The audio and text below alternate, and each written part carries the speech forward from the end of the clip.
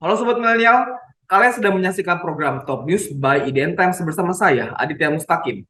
Selama 30 menit ke depan, kami akan menyajikan rangkuman Top News sepanjang hari ini Selasa, 16 Agustus 2022. Kita awali Top News hari ini dengan informasi pemerintah yang kembali menetapkan pemberlakuan PPKM level 1 di seluruh Indonesia yang akan berlanjut pada 2 minggu ke depan hingga 29 Agustus mendatang. Seluruh wilayah Indonesia termasuk Jabodetabek berada pada level 1 selama masa perpanjangan PPKM dan tidak ada daerah yang berada pada level 2 hingga level 4. Pemberlakuan aturan juga ditetapkan di tempat publik seperti mal, bioskop, hingga supermarket kini beroperasi dengan kapasitas 100%. Tidak hanya itu, pemerintah juga mengizinkan pemberlakuan work from office 100% dengan ketentuan sudah melakukan vaksinasi COVID-19 dan menggunakan aplikasi Peduli Lindungi. Dirjen Bida Adwil Kemendagri Afrizal menyatakan kondisi pandemi COVID-19 di Indonesia masih relatif terkendali jika dibandingkan dengan puncak Delta dan Omikron. Meski demikian, ia meminta masyarakat agar tetap patuh dan waspada agar situasi pandemi tetap bisa terkendali. Tidak lupa juga masyarakat diminta untuk bisa segera mendapatkan vaksin booster sehingga antibodi yang terbentuk bisa mencapai lebih dari 50%. Sementara itu dari Sumatera Selatan, Polres Lubuk Linggau menangkap seorang polisi karena melakukan percobaan pembobolan mesin ATM. Tersangka mengaku melakukan aksi ini karena terlilit hutang judi slot.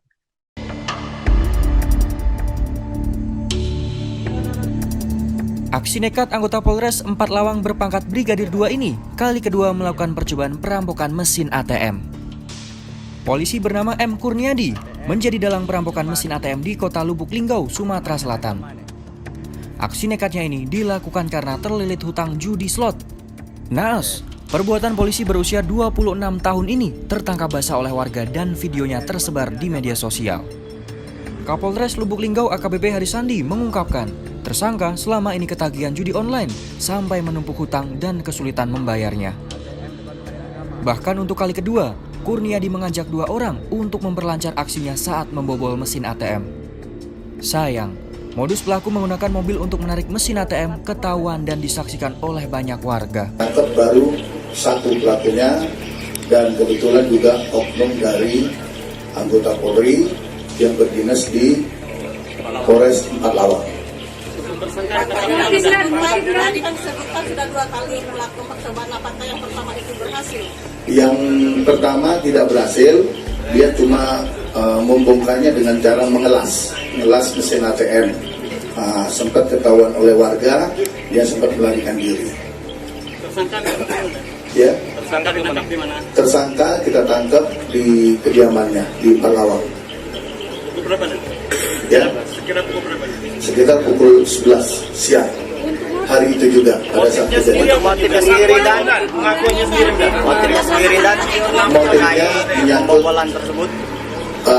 Perekonomian, dia karena sering menggunakan memainkan judi online. Tak butuh waktu lama, tim Macan Polres Lubuk Linggau berhasil menangkap pelaku. Hingga kini, polisi masih melakukan pengembangan untuk menangkap 2 pelaku lainnya yang masih buron. Untuk mengelabui aksinya, tersangka membuat laporan palsu ke Polres 4 Lawang. Ia membuat laporan mobil hilang. Mobil yang digunakan adalah mobil yang ia laporkan hilang ke kepolisian. Itu mobil kamu sendiri. Minjem sama siapa? Ini, Siapa? ini Siapa itu? kenalan dia penting. Terus minjem dibuat apa? Namanya untuk narik mobil, mas. Mobil Sporter. Kamu yang ngomong begitu. Kenapa kamu punya pikiran sampai mau bobol mesin ATM?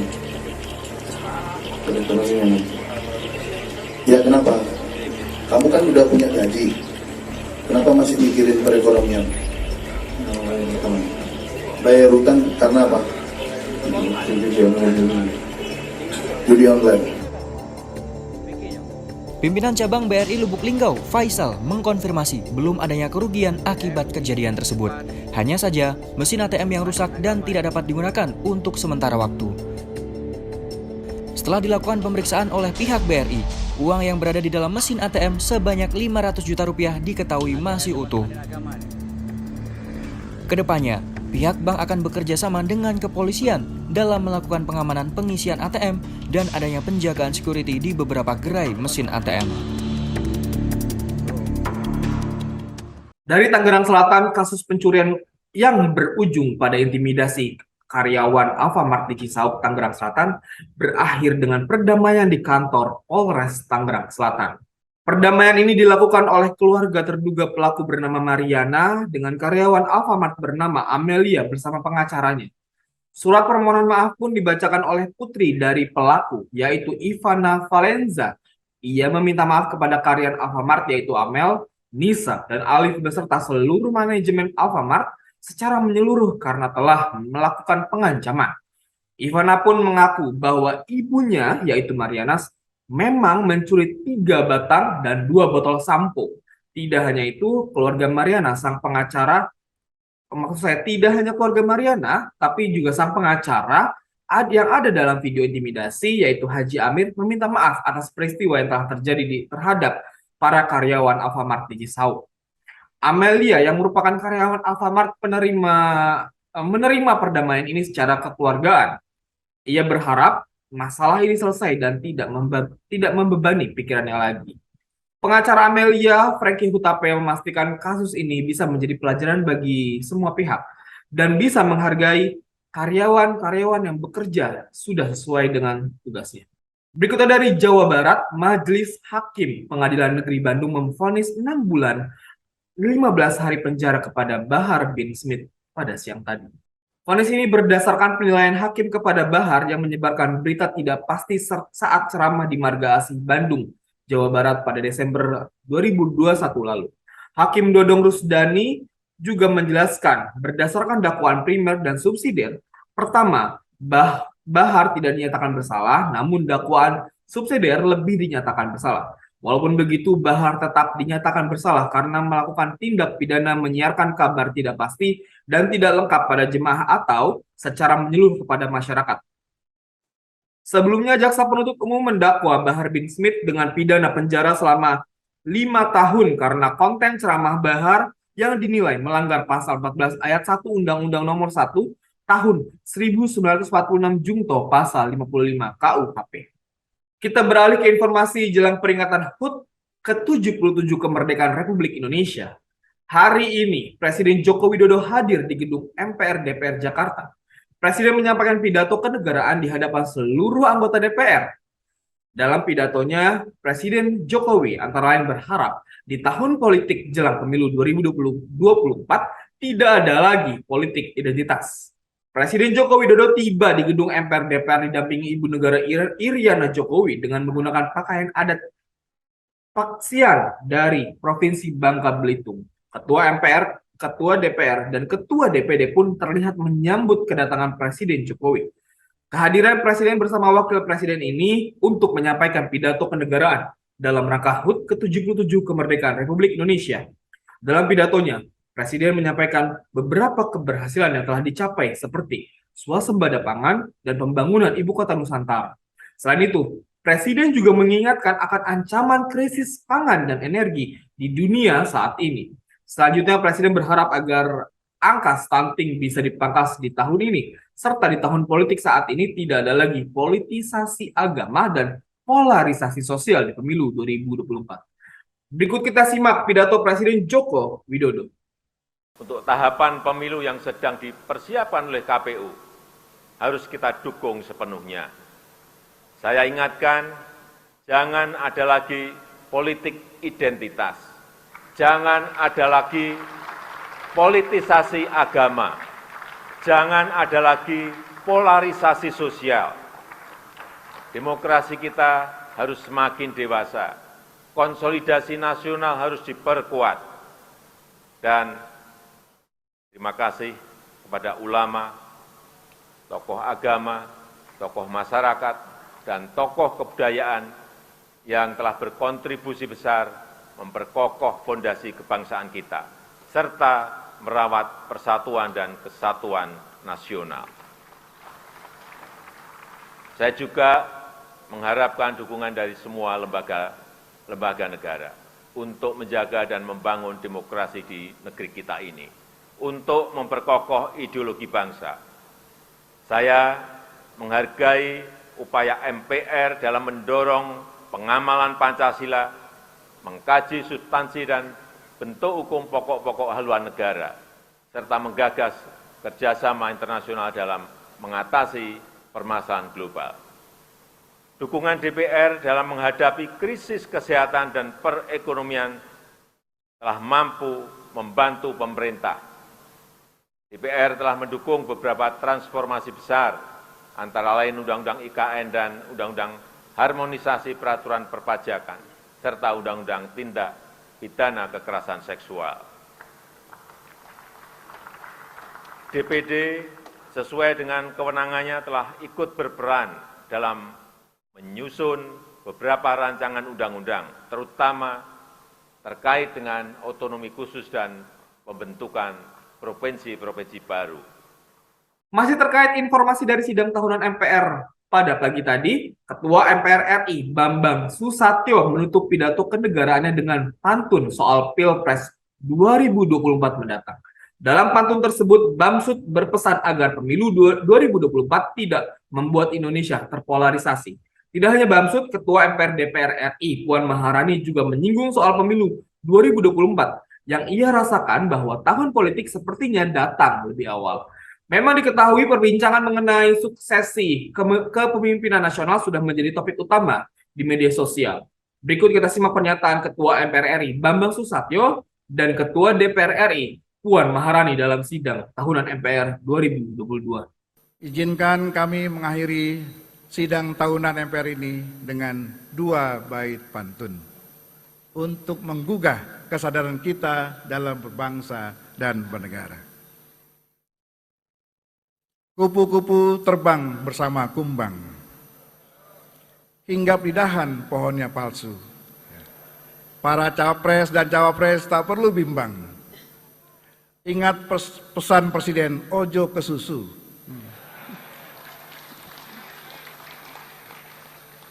Burung merpati terbang di atas sawah. Purnama datang dari negeri sebelah. Koalisi masih bisa berubah. Pemilu jangan sampai membuat kita terbelah. Demikian lebih kurangnya. Demokrasi adalah alat untuk mencapai masyarakat adil dan makmur. Pemilu merupakan upaya untuk menyempurnakan demokrasi.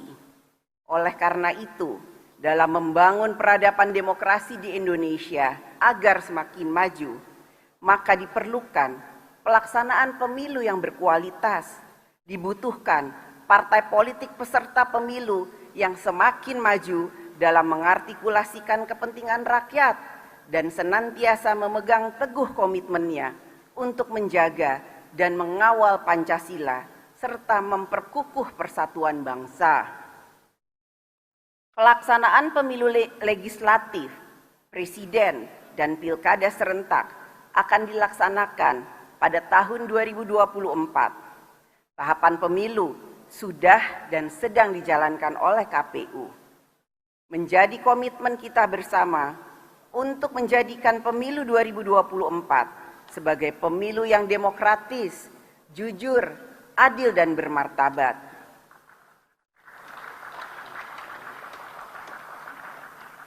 Kita semua dapat merasakan bahwa tahun politik sepertinya datang lebih awal.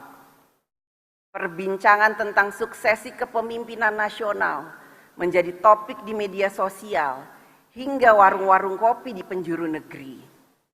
Fakta ini tentu menggembirakan, sebab masyarakat kita sudah dewasa dalam menghadapi perbedaan pilihan politik.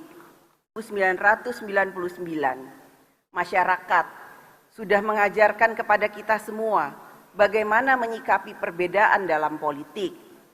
Kita tentu paham kapan waktu bertanding dan kapan waktu bersanding. Marilah kita bangun komitmen bersama untuk melaksanakan pesta demokrasi dengan aman, damai, bersukaria, dan tanpa memecah belah persatuan dan kesatuan bangsa. Sobat milenial, jangan kemana-mana, Top News akan kembali dengan informasi pemerintah yang menargetkan pertumbuhan ekonomi sebesar 5,3% di 2023.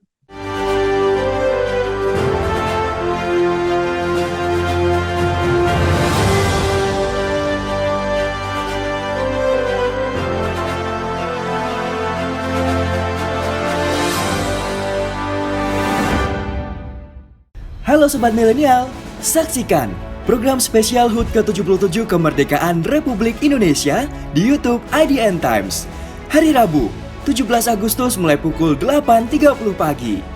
Diawali ngobrol seru bersama JKT48 bersama Jinan dan Freya yang akan berbicara soal kemeriahan HUT RI.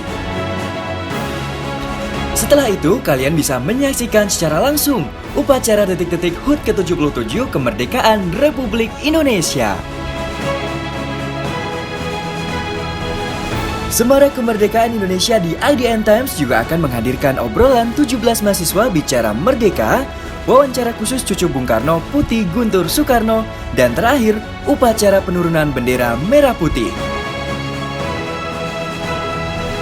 Merdeka, pulih lebih cepat, bangkit lebih kuat.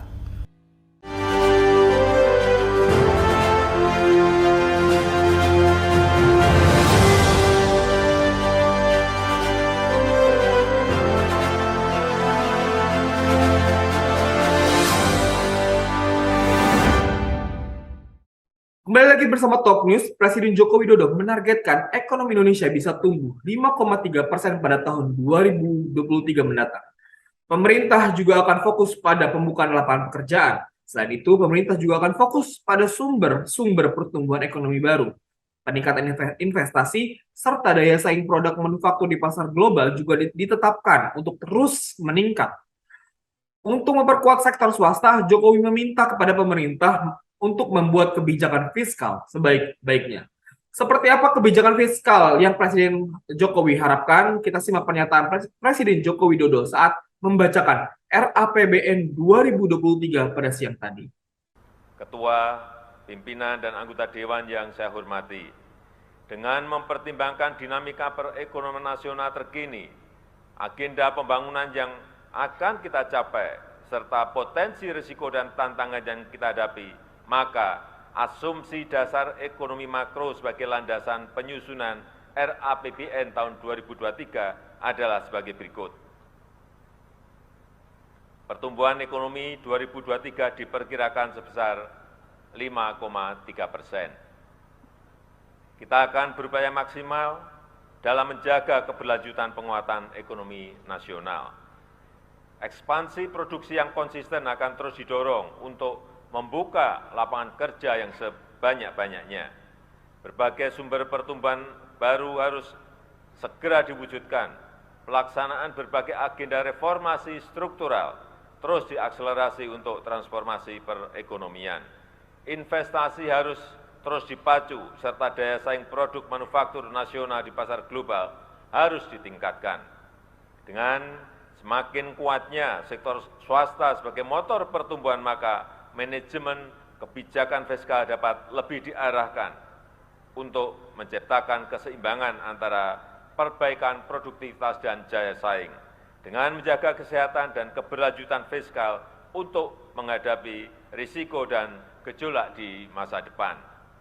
Bauran kebijakan yang tepat serta sinergi dan koordinasi yang semakin erat antara otoritas fiskal, moneter, dan sektor keuangan akan menjadi modal yang kuat dalam rangka akselerasi pemulihan ekonomi nasional, serta penguatan stabilitas sistem keuangan.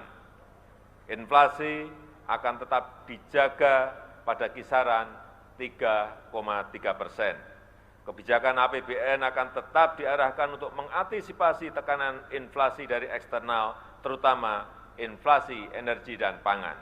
Asumsi inflasi pada level ini juga menggambarkan keberlanjutan pemulihan sisi permintaan, terutama akibat perbaikan daya beli masyarakat. Rata-rata nilai tukar rupiah diperkirakan bergerak di sekitar 14.750 rupiah per US dollar. Dan rata-rata suku bunga surat utang negara 10 tahun diprediksi pada level 7,85%. Selanjutnya, harga minyak mentah ICP diperkirakan akan berkisar pada 90 US dollar per barel. Di sisi lain, lifting minyak dan gas bumi diperkirakan masing-masing mencapai 660.000 barel per hari dan 1,05 juta barel setara minyak per hari. Sementara itu, Ketua DPR RI Puan Maharani menyampaikan langkah-langkah ke depan terkait anggaran APBN yang akan bersinergi bersama dengan pemerintah agar dapat menghasilkan program yang maksimal bagi masyarakat. Puan Maharani pun siap berkoordinasi serta bersinergi bersama dengan pemerintah agar APBN 2023 dapat terserap dan digunakan secara efektif dan efisien, serta berguna bagi kesejahteraan masyarakat. Ia juga meminta kepada pemerintah agar dapat mengantisipasi keadaan ekonomi global dan nasional pada 2023 mendatang agar defisit dapat kembali pada 3%. Implementasi pengawasan pun diharapkan bisa berjalan dengan sebaik-baiknya sehingga program yang diprioritaskan dapat berlangsung maksimal untuk masyarakat. Berikut kita simak pernyataan Ketua DPR RI Puan Maharani saat bertemu dengan awak media usai sidang MPR tahunan 2022 pada siang tadi. Terkait dengan APBN, tentu saja DPR siap untuk bersama-sama berkoordinasi dan bersinergi dengan pemerintah agar APBN tahun 2023 itu bisa efektif, efisien, dan tentu saja berguna untuk kesejahteraan masyarakat. Dan kami juga tadi meminta kepada pemerintah untuk bisa mengantisipasi keadaan ekonomi global dan nasional sehingga nanti pada tahun 2023 karena memang defisitnya itu sudah harus kembali ke 3% untuk kemudian membuat arsitektur APBN yang memang betul-betul kuat, mumpuni, dan bukan hanya dalam pemerintahan Pak Jokowi namun juga pasca tahun 2024 APBN itu tetap harus bisa bertahan dan efisien, digunakan secara cermat, efektif, dan berguna untuk masyarakat. Tadi juga sudah kita dengarkan pembahasan terkait dengan pembahasan APBN antara pemerintah dan DPR, namun kami juga dalam fungsi pengawasannya tetap mengharapkan implementasi pengawasan nanti akan kami kawal sebaik-baiknya sehingga program-program yang tidak bisa kemudian tunda seperti pendidikan, pertanian, dan hal-hal lain berkaitan dengan rakyat tetap bisa berjalan. Juga kami sudah meminta kepada pemerintah untuk dalam pengaturan APBN-nya tersebut semua kementerian lembaga mempunyai target prioritas, kemudian programnya dimengerti oleh rakyat dan bisa bermanfaat oleh rakyat dengan secara transparan. Jadi inilah yang menjadi satu hal yang penting bagi DPR dalam melaksanakan fungsi-fungsinya bersama dengan pemerintah. Sobat Milenial, jangan kemana-mana, Top News akan kembali dengan informasi Prabowo yang menerima 4 bintang kehormatan.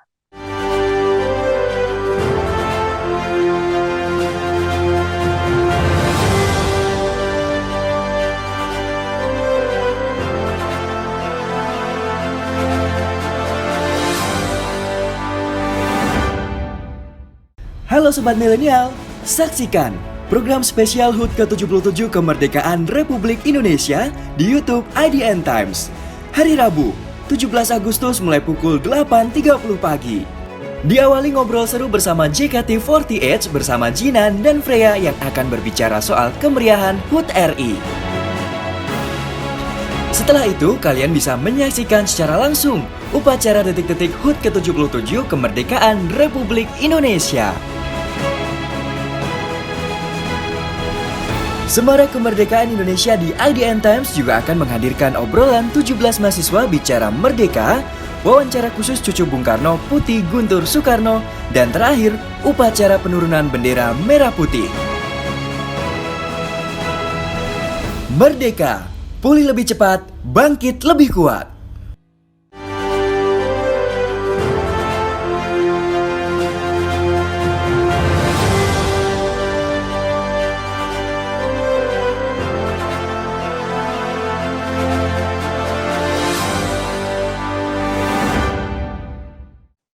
lagi bersama Top News. Pada Senin kemarin, Menteri Pertahanan Prabowo Subianto dianugerahi 4 bintang kehormatan dari TNI.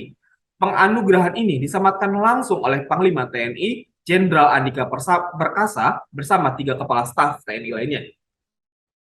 Sebelumnya, Menteri Pertahanan Prabowo juga menyematkan bintang Yuda Dharma Utama kepada Panglima TNI Jenderal Andika Perkasa. Bintang ini pun dinilai pantas disematkan kepada Andika karena dinilai memiliki jasa besar dan dirasakan manfaatnya oleh bangsa serta negara. Selain itu, secara berturut-turut Menhan Prabowo Subianto juga disematkan bintang kehormatan dari 3 kepala staf TNI bersama Panglima TNI. 4 bintang kehormatan itu adalah bintang Yuda Dharma Utama dari Panglima TNI, bintang Kartika Eka Paksi Utama dari Kasat, bintang Jalasena Utama dari Kasal, dan bintang Swabuana Paksa Utama dari KSAU. Di akun media sosialnya, Prabowo juga mengucapkan terima kasih kepada Jokowi karena telah memberikan 4 bintang kehormatan sekaligus. Kita ke Istana Negara. Presiden Joko Widodo mengukuhkan 68 pasukan pengibar bendera pusaka pada Senin sore kemarin. Puluhan anggota Paskibraka ini akan bertugas pada upacara di hari ulang tahun ke-77 Republik Indonesia di Istana Merdeka, Jakarta Pusat. Upacara pengukuhan ini digelar di halaman depan Istana Merdeka dengan menerapkan protokol kesehatan yang ketat. Para anggota Paskibraka ini juga hadir dengan mengenakan masker sesuai protokol kesehatan. Pengukuhan ini pun disiarkan langsung di kanal YouTube Sekretariat Presiden. Upacara dimulai dengan menyanyikan lagu Indonesia Raya, kemudian dilanjutkan dengan pengucapan Ikrar Pemuda Indonesia. Pembacaan ikrar dipimpin Kepala Badan Pembinaan Ideologi Pancasila, Yudian Wahyudi, dan diikuti Paskibraka. Seorang anggota Paskibraka bernama Safina Fasya mewakili teman-temannya untuk membacakan Ikrar Pemuda Indonesia. Dengan mengangkat sang merah putih dan meletakkan di dada kirinya, anggota Paskibraka perwakilan DKI Jakarta ini tegas mengucapkan kata demi kata, kalimat demi kalimat yang ada di dalam Ikrar Pemuda Indonesia. Kita dikasih tahu kalau kita bakal ngadain pengukuhannya di tanggalnya dan di mananya. Terus kita seleksi tes suara gitu buat ngeliat siapa yang cocok suaranya yang pas banget buat pengukuhan. Abis tes suara dikasih tahu kayak jaga makannya, nggak boleh makan sambal, nggak boleh banyak deh, pokoknya banyak buat jaga suara kita. Sebenarnya agak sedikit nggak nyangka sih, kayak itu di situ suaranya bagus-bagus semua dan aku mikirnya kayak ya udah aku yang lain sama kayak yang lain yang biasa aja. Tapi aku bersyukur banget sih karena aku dapat kesempatan buat jadi pemimpin pengukuhan. Presiden Jokowi pun menyematkan lencana ke masing-masing Paskibraka serta Ibu Negara Iriana Joko Widodo bersama Wapres Ma'ruf Amin dan Ibu Wuri Ma'ruf menyampaikan selamat kepada para anggota Paskibraka. Puluhan anggota Paskibraka ini berasal dari 34 provinsi di seluruh penjuru Nusantara. Masing-masing provinsi memberikan 2 perwakilan siswa tingkat SMA untuk tergabung dalam Paskibraka Nasional di Istana Negara. Informasi tadi menutup perjumpaan kita hari ini, Sobat Milenial. Terima kasih sudah menyaksikan Top News. Ikuti terus perkembangan berita-berita terbaru hanya di IDN Times. Saksikan terus Top News by IDN Times setiap Senin hingga Jumat pukul 18.30 waktu Indonesia Barat. Dan jangan lupa untuk download IDN App.